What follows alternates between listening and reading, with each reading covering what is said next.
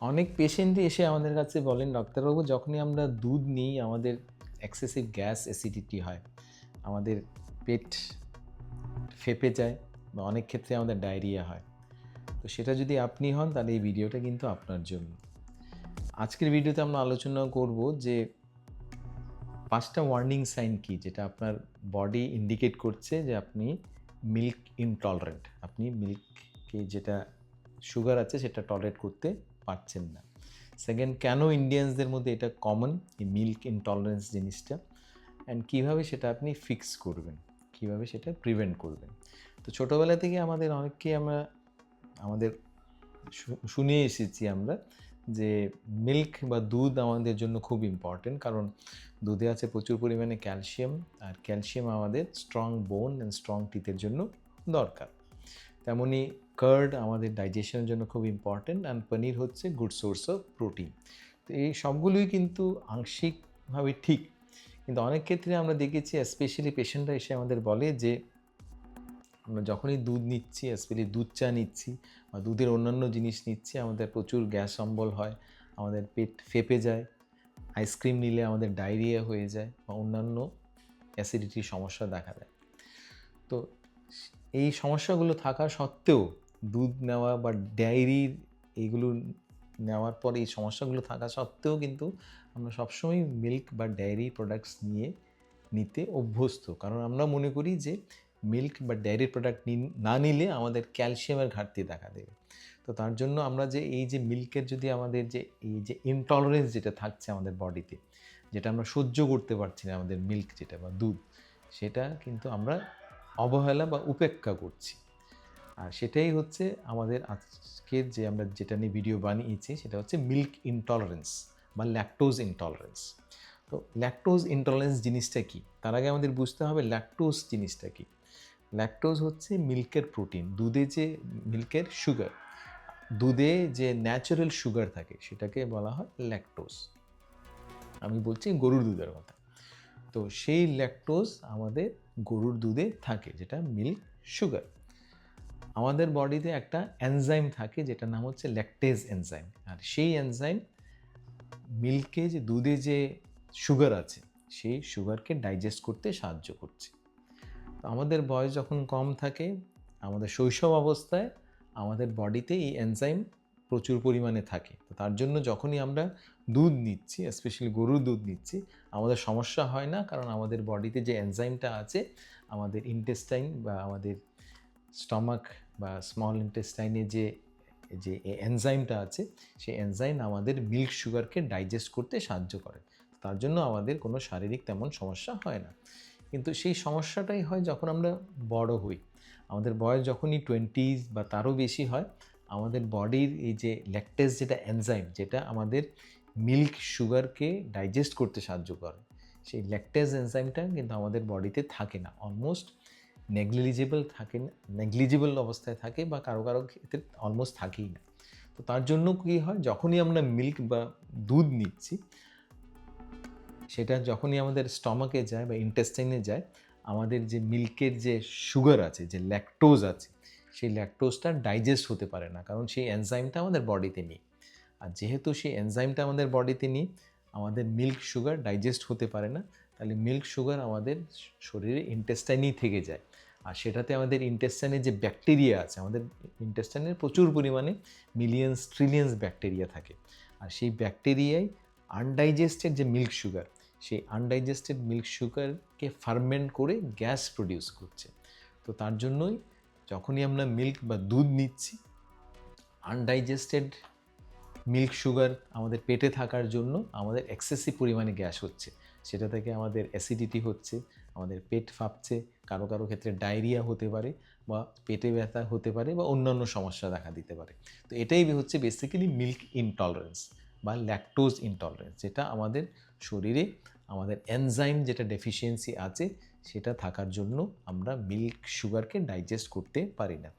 এই এনজাইম যে ডেফিসিয়েন্সি, সেটা কিন্তু কোনো রোগ না, এটা একটা জেনেটিক প্রবলেম, যেটা আমাদের অলমোস্ট অল ইন্ডিয়ান্স, শুধু ইন্ডিয়ান্স না, যত সাউথ এশিয়ানস আছে, সাউথ এশিয়ান কান্ট্রিগুলো আছে, এই সাউথ এশিয়ান কান্ট্রিগুলোতে কিন্তু বেশিরভাগ লোকই কিন্তু এই এনজাইম আমাদের বডিতে নেই। তার জন্য আমরা মিল্ক বা কোনো কোনো ক্ষেত্রে অন্যান্য ডেইরি প্রোডাক্ট আমরা টলারেট করতে পারি না, সেগুলো নিলে মিল্ক বেসড প্রোডাক্ট নিলে বা ডেইরি বেসড প্রোডাক্ট নিলে আমাদের বিভিন্ন সমস্যা দেখা দেয়, স্পেশালি ডাইজেস্টিভ সিমটমস দেখা দেয়। তো সেটাই হচ্ছে মিল্ক ইনটলারেন্স বা ল্যাকটোজ ইনটলারেন্স। সেটা কোনো রোগ না, সেটা জেনেটিক প্রবলেম।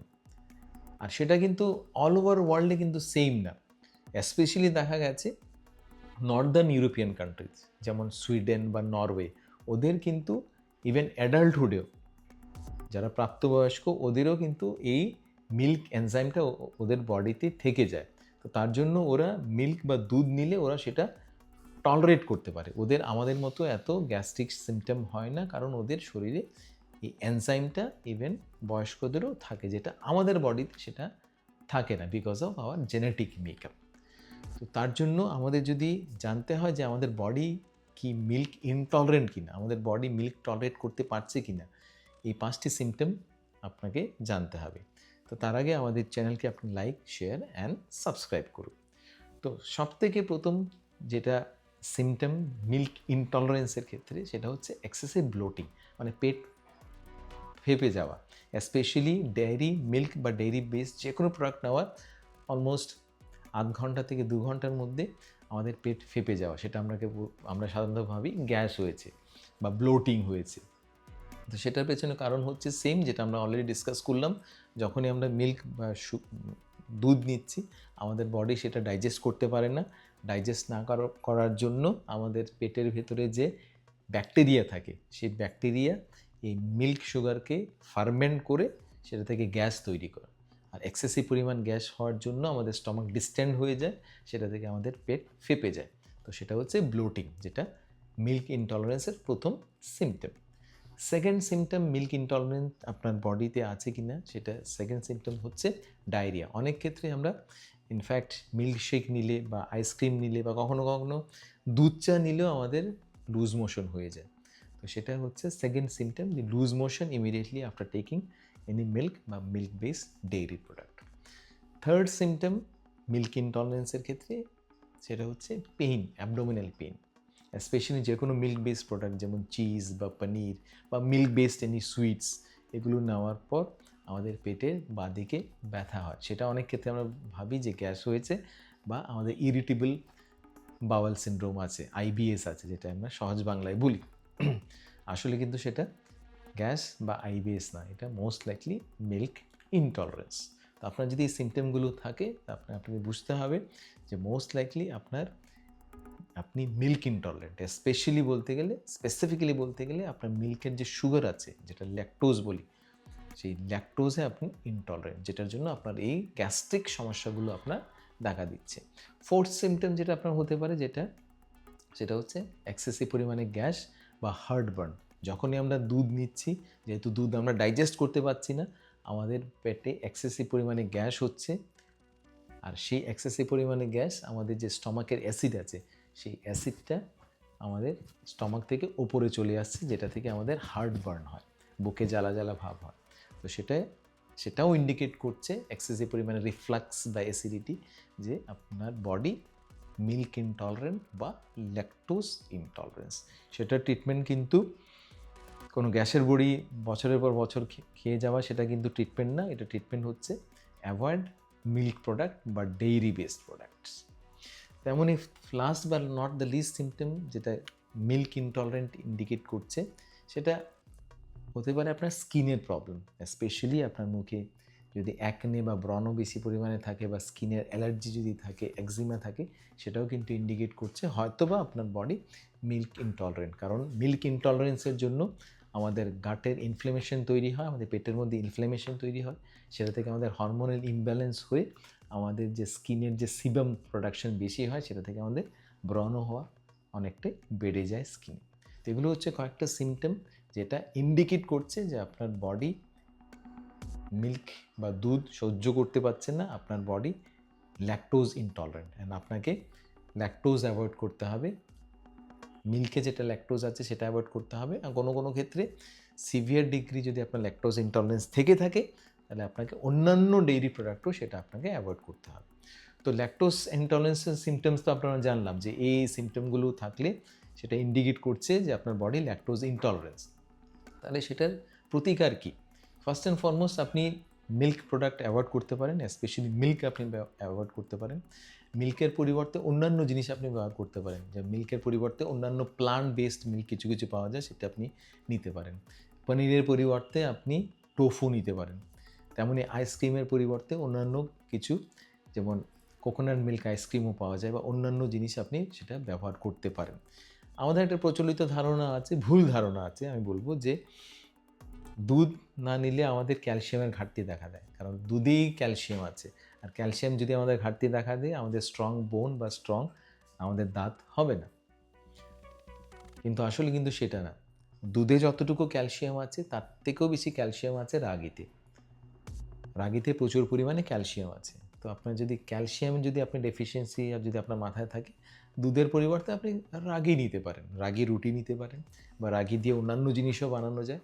সেটা আমাদের মিলেট ভিডিওতে আমরা আলোচনা করেছি, আপনি গিয়ে সেটা দেখতে পারেন। তেমনই আপনি তিল নিতে পারেন, তিলেও প্রচুর পরিমাণে ক্যালসিয়াম আছে। Green leafy vegetables, different type of green leafy সবুজ শাকসবজিতেও প্রচুর পরিমাণে ক্যালসিয়াম আছে, যেটা থেকে আপনি আপনার ক্যালসিয়ামের ঘাটতি পূরণ করতে পারেন, যেটার জন্য আপনাকে দুধ নিতে হবে না। তেমনই আমরা ভাবি যে দুধ হচ্ছে একটা প্রোটিনের একটা উৎস, তো দুধ যদি আমরা না নিই আমাদের প্রোটিনের ঘাটতি দেখা দেবে। সেম ক্যালসিয়ামের মতোই দুধ ছাড়াও অন্যান্য জিনিসেও কিন্তু প্রচুর পরিমাণে প্রোটিন আছে, স্পেশালি যেমন আপনি ডিম নিতে পারেন, আপনি মাছ নিতে পারেন, আপনি মাংস নিতে পারেন, ভেজিটেরিয়ান সোর্সের মধ্যে আপনি টোফু নিতে পারেন, আপনি মাশরুম নিতে পারেন, আপনি ডাল, বিভিন্ন নাটস অ্যান্ড সিডস নিতে পারেন। প্রোটিন নিয়ে আমরা ভিডিও বানিয়েছি, ভেজিটেরিয়ান সোর্সে কী কী প্রোটিন আপনি নিতে পারেন সেটা আপনি আমাদের চ্যানেলে গিয়ে সেটা দেখতে পারেন। তো মোদ্দা কথা হচ্ছে যে দুধ আপনি নেবেন এটার জন্য না যে আপনার ক্যালসিয়াম আপনার দরকার, আপনার প্রোটিন দরকার। ইনফ্যাক্ট দুধ ছাড়া অন্যান্য জিনিসেও আপনি প্রচুর পরিমাণে ক্যালসিয়াম বা প্রোটিন পেতে পারেন। উল্টো দুধ নিলে, স্পেশালি যদি আপনার মিল্ক ইনটলারেন্স থাকে, যেটা আমাদের ম্যাক্সিমাম ইন্ডিয়ানসদের থাকে, তাহলে কিন্তু আপনার এই ডাইজেস্টিভ সিমটমগুলো প্লাস অন্য সিমটমগুলো আপনার হতে পারে, যেটা থেকে আপনাকে এইগুলো, যদি আপনার যদি স্পেশালি যদি এক্সেসিভ গ্যাস থাকে, আপনার যদি ইনডাইজেশনের সমস্যা থাকে, আপনার যদি ব্লোটিংয়ের সমস্যা থাকে, আপনার যদি ফ্রিকোয়েন্ট ডায়রিয়া থাকে, বা আপনার যদি স্কিনের সমস্যা থাকে, বা আপনার যদি পেটে ব্যথা প্রায়ই হয়, তাহলে সেটা ইন্ডিকেট করছে যে আপনার হয়তো বা আইবিএস না, বা হয়তো বা আপনার অ্যাসিডিটি না, এটা ইন্ডিকেট করছে প্রবাবলি আপনি মিল্ক ইনটলারেন্ট, প্রবাবলি আপনি ল্যাকটোজ ইনটলারেন্স। তো আপনাকে মিল্ক অ্যাভয়েড করতে হবে, অ্যান্ড কিছু কিছু ক্ষেত্রে হয়তো বা ডায়েরি প্রোডাক্টস, অন্যান্য ডায়েরি প্রোডাক্টসও আপনাকে অ্যাভয়েড করতে হতে পারে। তো যদি আপনার বডি মিল্ক ইনটলারেন্ট হয়ে থাকে, তো আপনি কী কী করতে পারেন সেটার জন্য? ফার্স্ট অফ অল আপনি ল্যাকটেজ এনজাইম নিতে পারেন, কারণ যেটা আমরা অলরেডি ডিসকাস করলাম, আমাদের বডিতে যখনই আমরা প্রাপ্তবয়স্ক হই, আমাদের বডিতে এই এনজাইমটা কমে যায়, কারো কারো ক্ষেত্রে সেটা একদমই থাকে না বডিতে।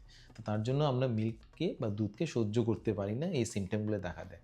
তো আপনাকে যদি নিতেই হয়, আপনি দুধ নেওয়ার আগে আপনি ল্যাকটেজ এনজাইম ক্যাপসুলে পাওয়া যায়, সেটা আপনি ব্যবহার করতে পারেন, যেটা নিলে পরে দুধ নিলেও আপনার সমস্যা হবে না। সেকেন্ড, আপনি বেটার অল্টারনেটিভ নিতে পারেন, যেমন কাউজ মিল্কের পরিবর্তে আপনি বিভিন্ন প্লান্ট বেসড মিল্ক নিতে পারেন, যে আপনি কোকোনাট মিল্ক নিতে পারেন, আপনি অ্যালমন্ড মিল্ক নিতে পারেন, আপনি সোয়া মিল্ক নিতে পারেন, আপনি ওট মিল্ক নিতে পারেন। এগুলো হচ্ছে plant based milk option. Specially coconut milk, নারকেল থেকে আপনি দুধ করতে পারেন, সেটা আপনি বাড়িতেও করতে পারেন নারকেল থেকে দুধ, আর সেটা হেলদি অ্যান্ড নিউট্রিশিয়াস অলসো, সেটাতে কোনো ল্যাকটোজ নেই। তার জন্য এই যে গ্যাস্ট্রিক সিমটম বা অন্যান্য সিমটম যেটা আমি কাউজ মিল্কের ক্ষেত্রে বললাম, সেটা আপনার কোকোনাট মিল্ক বা নারকেলের দুধ থেকে হবে না, বা অন্যান্য প্ল্যান্ট মিল্ক থেকে সেটা আপনার হবে না। তো এই কয়েকটা জিনিস আপনি করতে পারেন যদি আপনার মিল্ক ইনটলারেন্স থাকে। কিন্তু সবার কিন্তু ল্যাকটোজ ইনটলারেন্স সমপর্যায়ের থাকে না। কারো কারো mild degree of lactose intolerance থাকে, কারো কারো severe degree of lactose intolerance থাকে। যেমন আমি একটা এক্সাম্পলের মধ্যে বোঝানোর চেষ্টা করছি। আমিও ল্যাকটোজ ইনটলারেন্স, আমারও ল্যাকটোজ ইনটলারেন্স আছে। তো মিল্ক নিলে, দুধ নিলে, গরুর দুধ নিলে, ইভেন চাতেও যদি আমি গরুর দুধ নিই, আমার সমস্যা হয়, গ্যাস্ট্রিক বা অন্যান্য অ্যাবডোমিনাল প্রবলেম হয়। কিন্তু আমি অন্যান্য ডেয়ারি প্রোডাক্টস নিলে সেটা আমার প্রবলেম হয় না। যদি আমি দই নিই, বা যদি আমি পনির নিই, বা অন্যান্য যদি ডেয়ারি প্রোডাক্টস নিই বা চিজ নিই, তাহলে কিন্তু ততটুকু আমার সিমটম বা প্রবলেম হয় না। কিন্তু কারো কারো ক্ষেত্রে, যেমন আমার একজন রিলেটিভ আছেন, ওনার এতই ল্যাকটোজ ইনটলারেন্ট উনি, কারণ ওনার বডিতে অলমোস্ট ল্যাকটেজ এনজাইম নেই। তো তার জন্য উনি দুধ নিলে যে প্রবলেম হয় সেটা না, দুধে তো ডেফিনেটলি সমস্যা হয়। ইনফ্যাক্ট উনি দই নিলেও ওনার সমস্যা হয়, পনির নিলেও ওনার সমস্যা হয়। দই, পনির, দুধ যা কিছু উনি নিন না কেন in the form of dairy, সঙ্গে সঙ্গে ওনার লুজ মোশন হয়ে যায়। তো ল্যাকটোজ ইনটলারেন্স আমাদের মধ্যে মেজরিটির আছে, কিন্তু সবার কিন্তু ল্যাকটোজ ইনটলারেন্স সেম সিভিয়ারিটিতে না। কারো কারো সিভিয়ার ডিগ্রি ল্যাকটোজ ইনটলারেন্স থাকে, কারো কারো মাইল্ড ডিগ্রি ল্যাকটোজ ইনটলারেন্স থাকে। সিভিয়ার ডিগ্রি যদি ল্যাকটোজ ইনটলারেন্স থাকে, যেটা আমি এক্সাম্পলের মাধ্যমে বললাম, আমার একজন রিলেটিভ আছে, ওরা কিন্তু কোনো ডেয়ারি প্রোডাক্টই টলারেট করতে পারে না। মিল্ক বা যে কোনো মিল্ক বেসড প্রোডাক্ট যেমন দই, পনির, চিজ, যে কোনো জিনিস ওরা টলারেট করতে পারে না। তো তাদের জন্য they have to avoid any dairy product altogether. কিন্তু যারা mild degree of lactose intolerant, যেমন আমি দুধ টলারেট করতে পারি না, কিন্তু পনির, দই বা চিজ বা অন্যান্য ডেয়ারি প্রোডাক্ট আমি টলারেট করতে পারি। তো সেটা ডিপেন্ড করছে, আপনি আপনার বডিকে, you have to understand your body, যে আপনি কোন জিনিস টলারেট করতে পারছেন। যদি দেখছেন আপনি দইও টলারেট করতে পারছেন না, সেটা ইন্ডিকেট করছে হয়তো আপনি সিভিয়ার ডিগ্রি ল্যাকটোজ ইনটলারেন্স, যেটাতে আপনাকে সব ডেয়ারি প্রোডাক্ট আপনাকে অ্যাভয়েড করতে হবে। সেটাতে আপনার দুধ আছে, সেটাতে আপনার দই আছে, সেটাতে পনির আছে, সেটাতে আইসক্রিম আছে, ক্রিম আছে, ইভেন চিজও আছে। তো different type of dairy product আপনাকে অ্যাভয়েড করতে হতে পারে। তো অল্টারনেটিভ আপনার কাছে কী থাকলো? অল্টারনেটিভ আপনার কাছে রইল যে আপনি ল্যাকটোজ ফ্রি মিল্ক ব্যবহার করতে পারেন, নাম্বার 1, সেটা সব জায়গায় পাওয়া যায় না। সেকেন্ড, আপনি প্লান্ট বেসড মিল্ক অপশন ব্যবহার করতে পারেন, যেমন আপনি নারকেলের দুধ, কোকোনাট মিল্ক ব্যবহার করতে পারেন, আপনি অ্যালমন্ড মিল্ক, আপনি সোয়া মিল্ক বা ওট মিল্ক ব্যবহার করতে পারেন। তেমনি কিছু কিছু চিজ আছে যেগুলো হার্ড চিজ আমরা বলি, সেগুলোতে কিন্তু ল্যাকটোজের পরিমাণ অনেক কম। যদি আপনি পনিরও আপনি সহ্য করতে পারছেন না, পনিরও এক টাইপের চিজ, কিন্তু পনির হচ্ছে সফট চিজ, যেটাতে ল্যাকটোজের পরিমাণ সামান্য একটু বেশি আছে। আর কিছু কিছু হার্ড চিজ আছে যেগুলোতে কিন্তু ল্যাকটোজ অলমোস্ট নেই। তো সেটা আপনি টলারেট করতে পারবেন মোস্ট লাইকলি, যদি আপনি severe degree of lactose intolerance থাকেনও। তো সেই হার্ড চিজগুলো হচ্ছে আইদার আপনার পারমেসিয়ান চিজ, সুইস চিজ আর চেদার চিজ। তো এই চিজগুলো আপনি ব্যবহার করতে পারেন যদি আপনি severe degree of lactose intolerance যদি আপনার থেকে থাকে। কোনো কোনো ক্ষেত্রে আমরা প্রোটিন সাপ্লিমেন্ট নিই, বডি বিল্ডিং বা যারা জিমে যায়, অনেক ক্ষেত্রে প্রোটিন সাপ্লিমেন্ট নিই, specially milk protein supplement, whey protein supplement. And whey প্রোটিনেও কিন্তু ল্যাকটোজ থাকে, অ্যান্ড সেটা নিলেও কিন্তু এই protein, Wei based protein supplement নিলেও কিন্তু কারো কারো এই পেটের সমস্যা দেখা দিতে পারে, যেহেতু সেটাতে ল্যাকটোজ আছে। তো যাদের ল্যাকটোজ ইনটলারেন্স আছে, যারা মিল্ক সুগার টলারেট করতে পারে না, ওদের প্রোটিন কোনো সাপ্লিমেন্ট নিলেও সমস্যা দেখা দিতে পারে। তো ওরকম ক্ষেত্রে আপনি ওয়েই প্রোটিন কনসেন্ট্রেট বা ওয়েই প্রোটিন আইসোলেট ব্যবহার করতে পারেন, কারণ ওয়েই প্রোটিন কনসেন্ট্রেট বা আইসোলেটে ল্যাকটোজের পরিমাণ অনেকটাই কম থাকে। তো আপনার যদি মিল্ক ইনটলারেন্স থাকে অ্যান্ড আপনাকে যদি প্রোটিন সাপ্লিমেন্ট ব্যবহার করতে হয়, তো আপনার যদি ওয়ে প্রোটিন সাপ্লিমেন্ট ব্যবহার করতে হয়, তো ডাইরেক্টলি ওয়ে প্রোটিন সাপ্লিমেন্ট ব্যবহার না করে আপনি ওয়ে প্রোটিন কনসেন্ট্রেট বা ওয়ে প্রোটিন আইসোলেট ব্যবহার করতে পারেন, যেটাতে ল্যাকটোজের পরিমাণ অনেকটাই কম থাকে, যেটা থেকে আপনার এই সিমটমগুলো, জিআই সিমটমগুলো দেখা দেবে না। আর এই ভিডিও যদি আপনার ভালো লেগে থাকে, তাহলে আশা করছি আপনাদের চ্যানেলকে লাইক, শেয়ার অ্যান্ড সাবস্ক্রাইব করুন।